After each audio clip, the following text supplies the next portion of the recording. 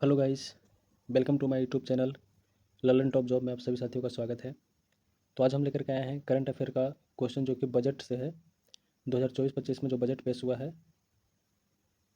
वित्त मंत्री निर्मला सीतारमन जी के द्वारा, उससे संबंधित कुछ प्रश्न हैं जो कि बहुत इंपॉर्टेंट होने वाला है। खास करके बिहार एसएससी के व्यू से अगर देखा जाए तो बहुत ही इंपॉर्टेंट क्वेश्चन होने वाला है। मैंने 18 क्वेश्चन मैंने सेलेक्ट किया है इसके लिए। बहुत ही इंपॉर्टेंट क्वेश्चन होने वाला है, तो हम लोग एक एक करके क्वेश्चंस को बारी बारी से देखेंगे। तो पहला क्वेश्चन हमारा बनकर क्या रहा है कि बजट के अनुसार कब तक विकसित देश बनाने का लक्ष्य रखा गया है। ये जो सारा क्वेश्चन है ऑब्जेक्टिव टाइप का क्वेश्चन सेट किया हुआ है, जो कि एकदम आने वाले एग्जाम में एकदम इंपॉर्टेंट होने वाला ही है। तो पहला क्वेश्चन हमारा कहता है कि बजट के अनुसार कब तक विकसित देश बनने का लक्ष्य रखा गया है। तो आंसर हमारा हो जाएगा सी, 2047 तक। तो 2047 तक भारत सरकार का लक्ष्य है कि भारत को विकसित बनाना है। अब हम लोग दूसरा क्वेश्चन देखेंगे। दूसरा क्वेश्चन हमारा कहता है कि देश को एक संपन्न राष्ट्र बनाने एवं सभी क्षेत्रों का सर्वांगीण विकास करने हेतु सबका साथ सबका विकास सबका विश्वास के साथ किस नए मंत्र को शामिल किया गया है। तो इसमें हमारा आंसर हो जाएगा सबका प्रयास। नया मंत्र शामिल किया गया है भारत सरकार के द्वारा, जिसमें कहा गया है कि सबका प्रयास होगा तभी देश का विकास संभव है, ऐसा कहा गया है नए बजट में, जो कि अंतरिम बजट है। तीसरा क्वेश्चन हम लोग देखेंगे। तीसरा क्वेश्चन हमारा कहता है कि अंतरिम बजट के अनुसार 4 प्रमुख वर्ग पर ध्यान केंद्रित करने की आवश्यकता है। निम्नलिखित में से कौन कौन इसमें शामिल नहीं है। तो माननीय प्रधानमंत्री के द्वारा देखे होंगे या सुने होंगे कि जब भी कहीं भी भाषण दे रहे हैं तो उन्होंने कहा है कि देश के लिए हमारे लिए 4 ही प्रमुख वर्ग है, जो कि पहला है गरीब, दूसरा है महिला, तीसरा है युवा और चौथा है किसान, यानी बेरोजगार नहीं है।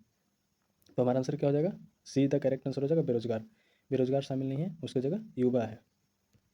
ठीक है, तो हमारा आंसर हमारा बेरोजगार हो जाएगा। नेक्स्ट क्वेश्चन हम लोग देखेंगे, चौथे नंबर का क्वेश्चन। चौथे नंबर का क्वेश्चन हमारा कहता है कि पिछले 10 वर्षों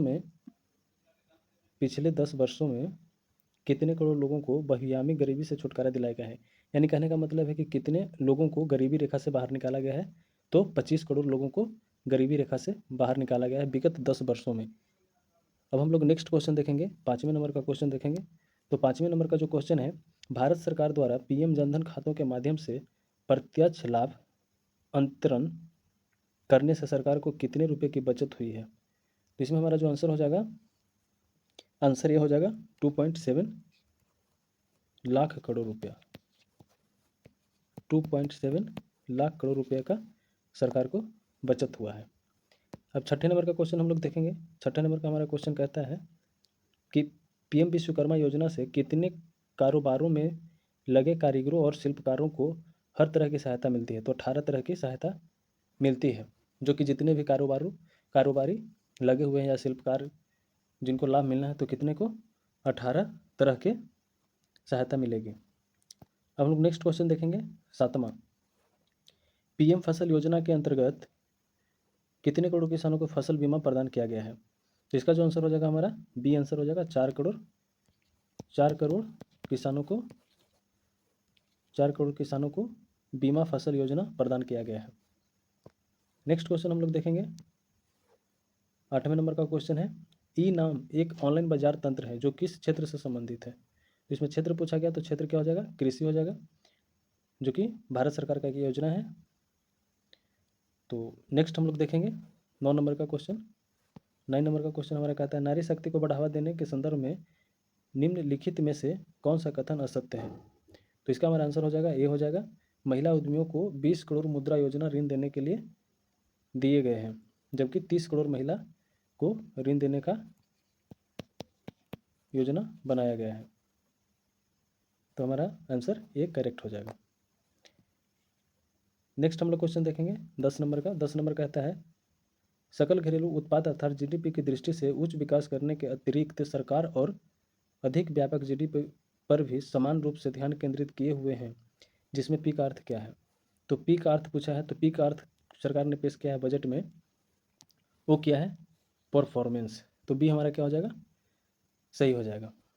अब हम लोग 11 नंबर का क्वेश्चन देखेंगे, सरकार ने नागरिक प्रथम और खाली स्थान के दृष्टिकोण के साथ पारदर्शी जवाबदेही लोक केंद्रित और तत्पर विकास आधारित प्रशासन दिया है, तो ये हमारा आंसर हो जाएगा क्या, मिनिमम गवर्नमेंट और मैक्सिमम गवर्नेंस।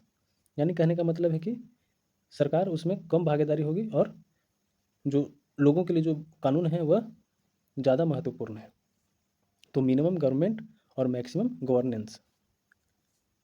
नेक्स्ट क्वेश्चन हम लोग देखेंगे 12 नंबर का। खाली स्थान इकोनॉमिक कॉरिडोर आने वाले सैकड़ों वर्षों तक विश्व व्यापार का आधार बनने जा रहा है और इतिहास इस बात को हमेशा याद रखेगा कि इस कॉरिडोर का सूत्रपात भारत की धरती पर हुआ था। कौन सा कॉरिडोर है, तो हमारा हो जाएगा ये India Middle East Asia Europe corridor, not Africa. तो India Middle East Asia Europe corridor बनाने जा रही है जो भारत सरकार, उसका सूत्रधार कौन है, तो सूत्रधार हमारा भारत है, भारत की धरती से उसका सूत्रधार होने जा रहा है। नेक्स्ट क्वेश्चन हम लोग देखेंगे 13 नंबर का क्वेश्चन।